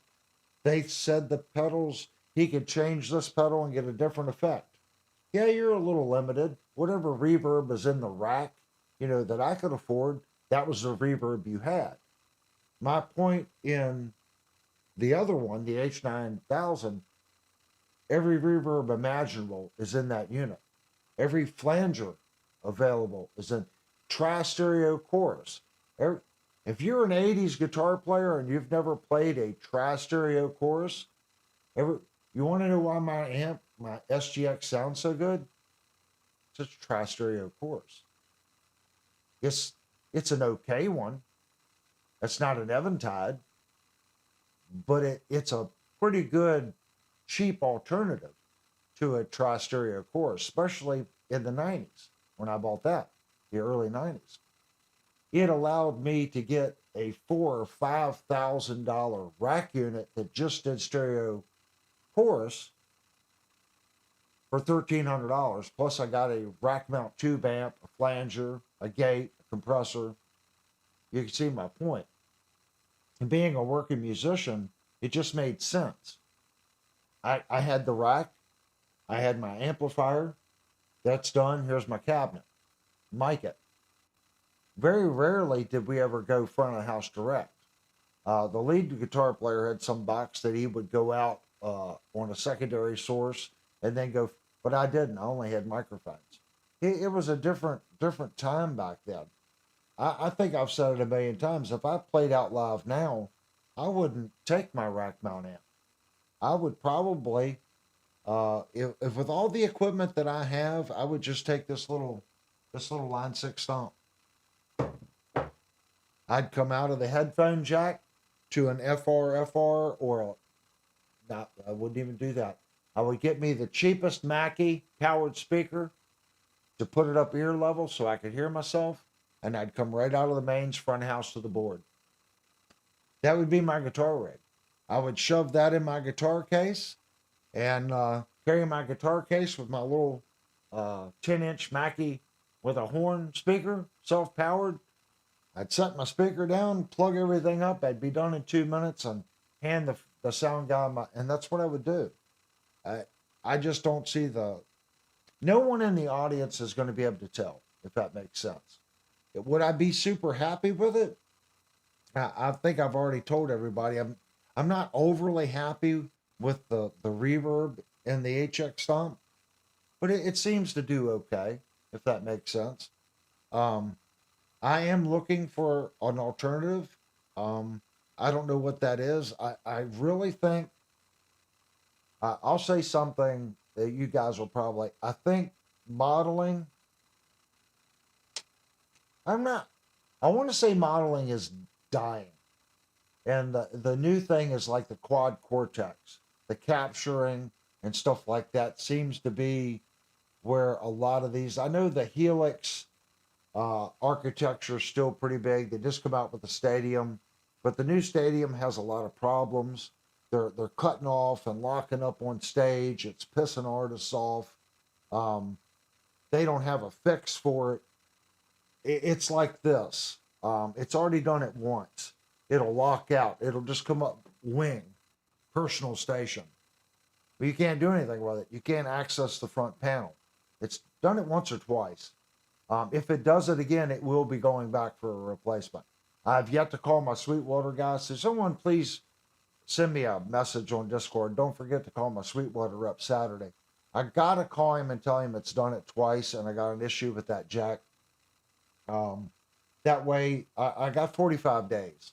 So I'm hoping something will come with that. But if it does it again, that's not good. If a band buys this and let's say the first two sets, you just nail it. The band's playing good. You got your rack. All the sounds are working. You get to the third set and the damn thing comes up wing and you can't access, none of the buttons work. It's working. As long as you don't need to change anything, it'll continue to work. But if you've got to change something, okay, on the screen or make a change, you're locked out. I looked at several YouTube videos that explained what was going on, and they said the only way they have found to get it to unlock is to shut the unit off. And I can't do it, but if I go to setup, all right, this is the setup. See this button right here? It says shut down. Technically, you can't just turn the power off on this unit. You have to, like a computer, you have to shut it down. And it's going to save and do what it needs to do and back up whatever it needs to back up. And it'll tell you when it's safe to shut the unit off. So you can't just reach over here and turn the power off. It's a little bit different, but again, with everything that I see it does, it's a game changer. And I think as guitar players, I'm old school guys. You can tell I stuck with this format for as long as I possibly could. It just doesn't make any sense anymore. I would love to have a rack of ADATs, but it just doesn't make sense anymore. This and Reaper or a DAW is just how things are done now. And it's so fast and so easy. If I come up with a riff that I want to do, I can literally turn on the camera, I can record it and the video so I remember how to play it, plus I can record it on Reaper with the 2 buttons. Done. With this, I got to get in, I got to tell it to activate a track, I got to... Night and day difference. It's so much faster through Reaper. Once Reaper goes up and I hit a button on the wing rack, they both communicate. It instantly knows. I just reach over, hit the record button in Reaper. It's done. The guitar's already plugged into the wing rack. I don't have to plug in anything. As soon as it sees that channel's open, Reaper sees it. Record. It's literally that simple. I can't express, and I'm scratching this much of it, like 0.00001% of what someone that knows how to use this equipment can make it do, if that makes sense. And that's why I'm saying I stuck with the old stuff for so long. And this isn't an old unit. It isn't.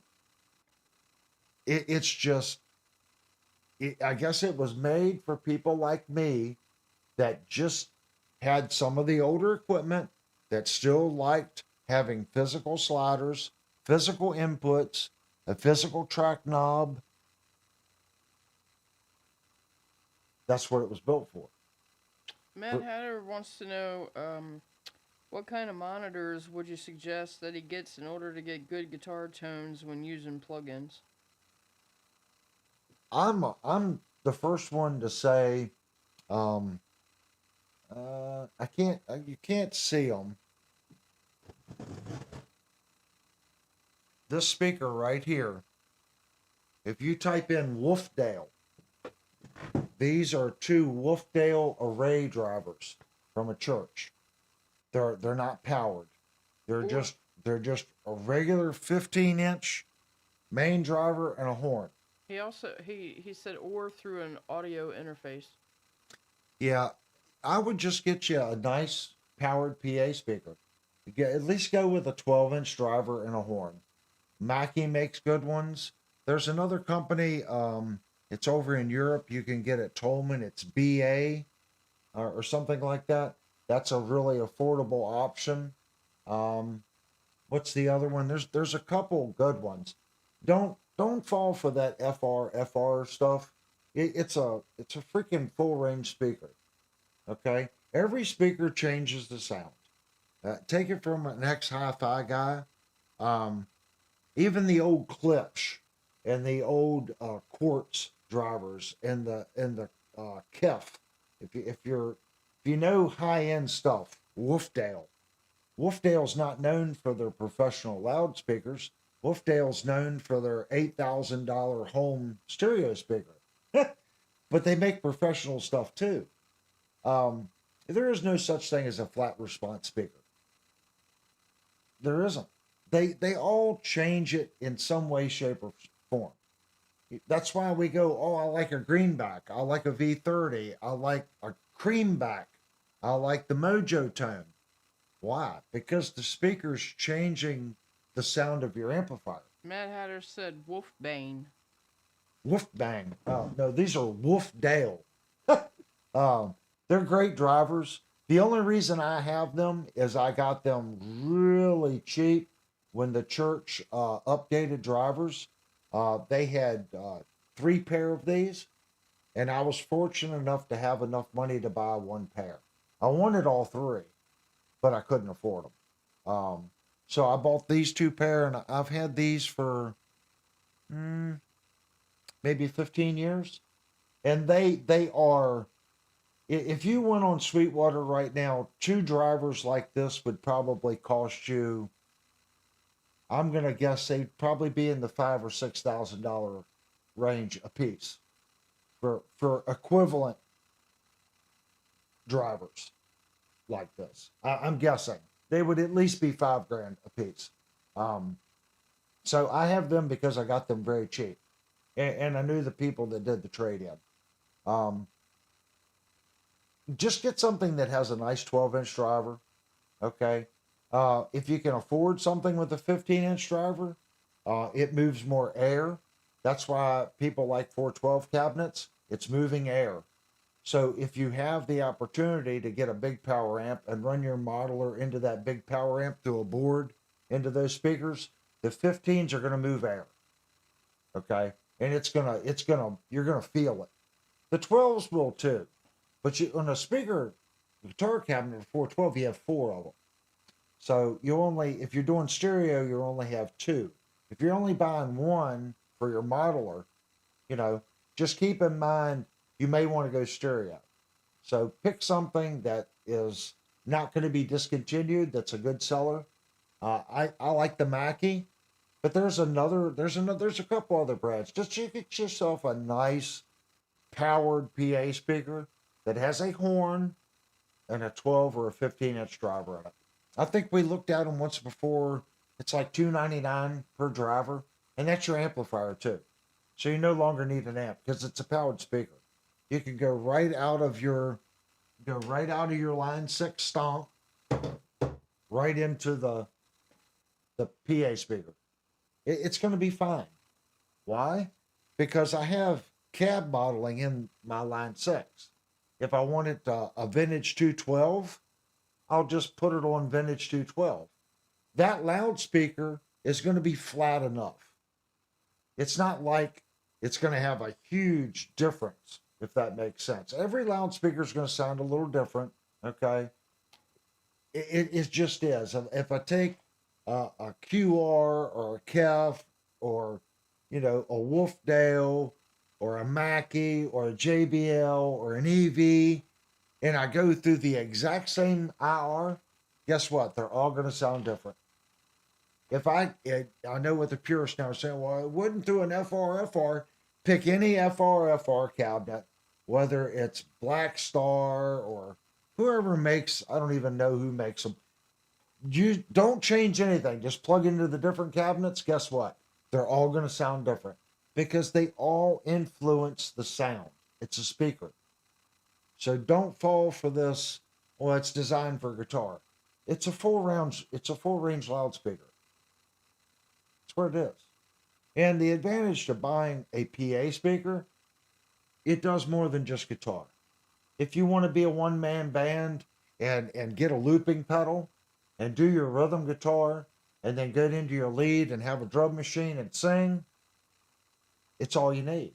You can get yourself a little board, get yourself your looper pedal, get yourself a drum machine, or a keyboard would be even better, like a music workstation.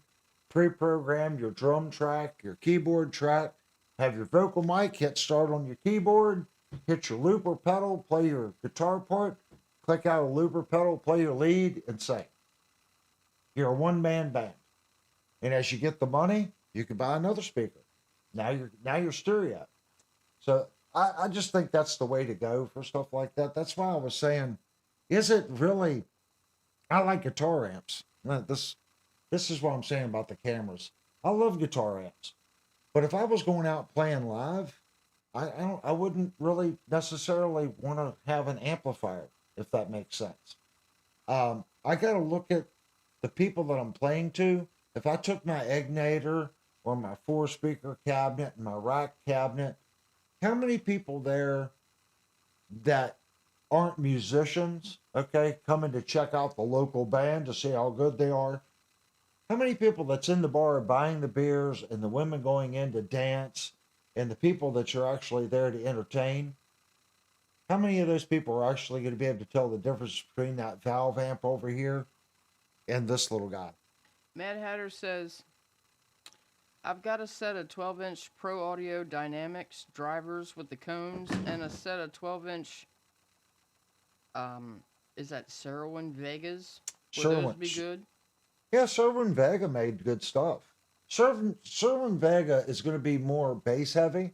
It's definitely one of your lesser flat response speakers.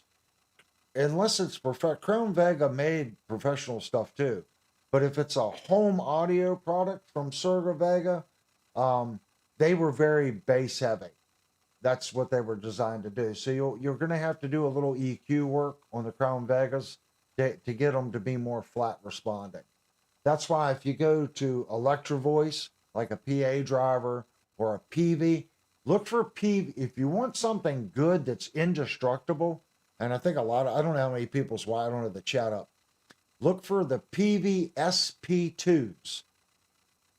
They're freaking bulletproof. The only drawback to them is they're non-powered. Okay? So now you're going to need an amplifier. If you're playing out live with two PV SP2s, write this down. You're looking for a Hafler Transnova. A 1500 will work, be fine. But if you can find a Hafler P3000, that would be better. And the reason I say Hafler is you're going to be able to find one of those at a very reasonable price. Another great one for your amplifier, you write this down, it's a Yamaha P2500, P3000. Either one of those two. You should be able to find one of those really inexpensively. And I say those for one reason, they're very clean. Mad Hatter said they're the RE series. I'm not familiar with that. You'll know if it has banana terminals on the back of it, it's a homeowner speaker. It's for home audio. If it has a speak on connection or a 1/4 inch jack or XLR input, then it's a professional. So Vox those are going to be more flat responding than the ones with the banana terminals. Vox says I run my 5-watt tube amp through a JBL 15-inch PA cabinet. Sounds fantastic. That's what I'm saying. You can't. I had JBLs in my Fender Twin Reverb. JBLs are phenomenal speakers. Just keep in mind if you buy JBLs are usually 82 decibels to about 86 decibels. You're going to need some power. They're not the world's most efficient speakers, but they sound good. You just need a lot of power to drive a JBL right. And when I say, well, I only need 50 watts, okay, because I'm playing at a low volume, it's more than that. If you need 50 watts with a JBL, double it. They have to be driven. They're so inefficient. What ends up happening on a cheaper amplifier, the transformer will sag, and your bass response will be a little slow. It won't give you the solid thump. The advantage to JBL is if they're driven properly, nothing hits you in the chest like an 18-inch JBL mounted subwoofer. That's what we had in our band. We had 4 18-inch JBLs, 2 18s in each cabinet, scooped, and we were running a Hafler DH500 monoblocked into each cabinet and didn't have enough power. It wasn't until we bought this monstrosity right here. That's a P7000. That's a monster amp in monoblock configuration. That drove those things. You could be in a big bar and in the back, and when the bass hit, it felt like someone was punching you in the chest. It was like bam, bam, bam, and it was solid because the transformers. This is a big. That's a 2500 or 3000. This is a 7000. This is the biggest one they made. It's stupid power and it's stupid clean power. I'm a Hafler nut, but for as clean as the Yamaha is, and in a bar, it's good. The Hafler's better, but it takes twice as many, and someone's got to carry that rack. If you're on a budget, good power amplifier. If you buy SP2s, you could probably buy a cheap QSC. The only problem with the QSC is it's like some of the cheaper Crowns. Some of the cheaper Crowns have a high noise floor. If you can find one, which Crown is this? Hold on. Steve can answer it in the chat. An XLS 1502. XLS 1502. It just says Crown. It's not made by Crown. It's made by another company. They merged. It's a hi-fi amplifier with pro audio inputs. I have that as my main amplifier now here. Great amplifier, extremely low noise floor, lots of power, lightweight. It would be all you needed playing decent sized places as a one man, especially in your house playing guitar through it. Holy mackerel, that would be like stupid loud. Get one of those and 2 SP2s, and you could hear yourself 2 miles down the road. It would be stupid loud. He said, Mad Hatter said he'll try what he has and then he'll look for some of the drivers that you recommended. Yeah, the SP2s, they're old, but man, they're bulletproof. If you want something new, it's hard to beat the Mackie powered drivers, man. Like I said, they're $299. You buy one, play through that, and then if you're using stereo effects, buy another one, and it'll be stupid loud, stupid good. And then now you got a PA. All you got to do is get yourself a little mixing board, and you're set. Now you can just run your guitar into the mixing board into the speakers. Then your keyboard, then your drum machine. Now you're a one-man band. But you could start with just the first speaker. That's how I would do it. You know, the day of the big bands and the loud stage volume, it's a thing of the past. Bars don't want it anymore. They want a quiet stage. So either way you go, you'll be able to make those work. If you do get in a big band, you could take your little powered Mackie driver, set it up on a stool next to you. That's your monitor, and then go front of house with your main signal. It works both ways. Like I said, that's what I would do if I was playing out. I would just take the Line 6 stomp, have a little powered monitor so I could hear myself out of the main outs right to front of house. And I would stick that right in my guitar case with the wall wart, couple guitar cables, and I'm done. I'm going to go and I'm going to have fun. And that's what it's about. I'm not going to be lugging stuff in at 2 o'clock in the morning, 3 o'clock in the morning, because I played a show. I carry my guitar case in the house and I'm done. Everything fit right in my case and my speaker. So I got two hands, speaker, guitar case, because my Line 6 stomps in the case. Easy, and it's done. That's what I would do. That's what the chat's for too. So if you guys have suggestions, you know, I'm always up for. If you guys think there's a better way, one that saves money. The reason I'm saying this is if he buys a powered speaker, he can buy another one, then a board, and he can grow with it and have a small PA. Okay. Either way, it works in all scenarios. That's my opinion. If you guys have a different scenario for someone wanting to do it, that's what the chat's about. We were all at one time either professional musicians that played out, or we're at home playing and we're doing something similar, and our experiences is what helps other people. This is just my experience. That's why I was talking about the wing rack earlier.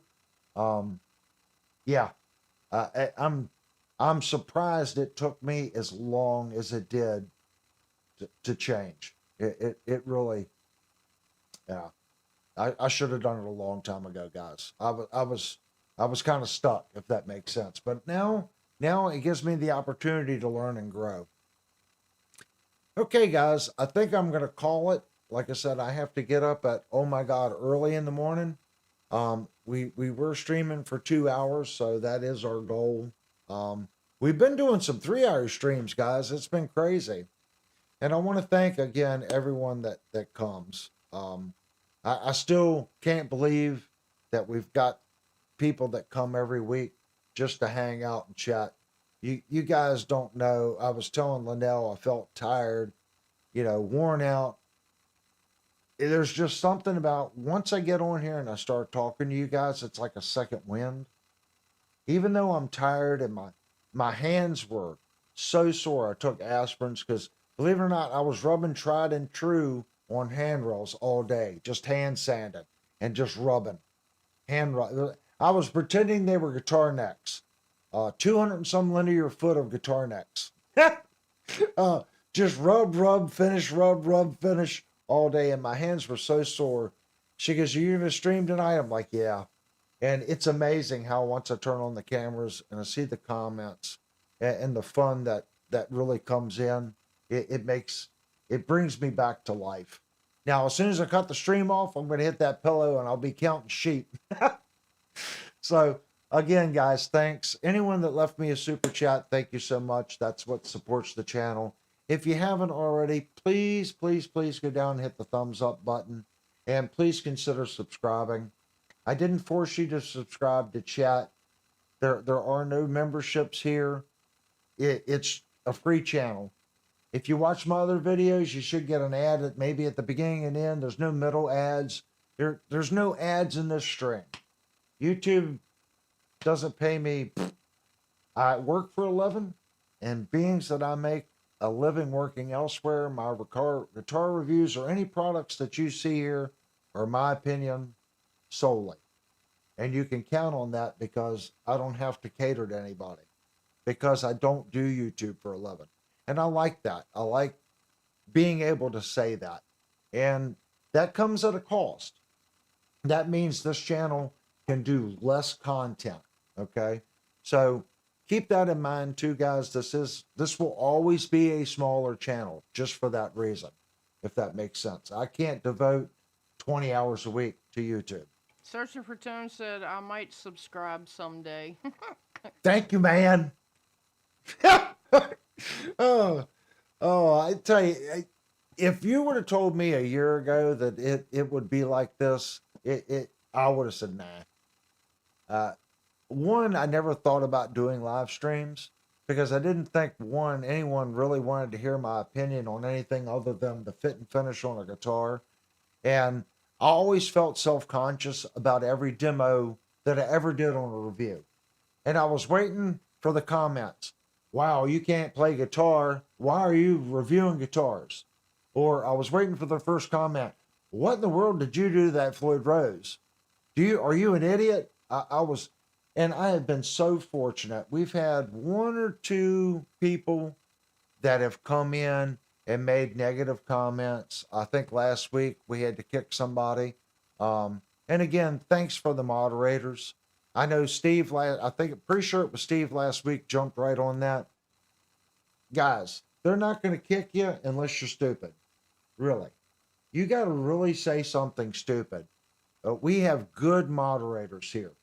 They're really open. They want you to chat. But if you're going to be stupid, we're not going to tolerate it here.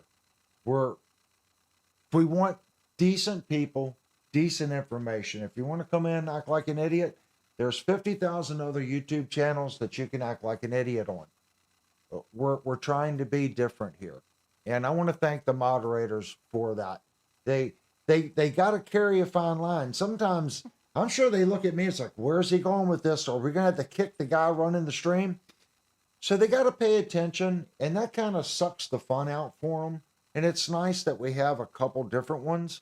That way, if one misses it, the other one can see it. And keep that in mind, guys. They're channel fans too. So they don't want to read every line and hover over the chat. They want to come in and chat and have fun, just like everybody else. So I want to, I guess, thank the moderators and thank you, the viewer, for being kind and nice to everybody and keeping it family oriented and a good place to come and hang out. It really makes me feel good about what we've done here. All right, guys, we're going to do our standard 5-minute ending chat. And I'll see everyone for the drawing on Saturday night. All right, guys, thank you so much.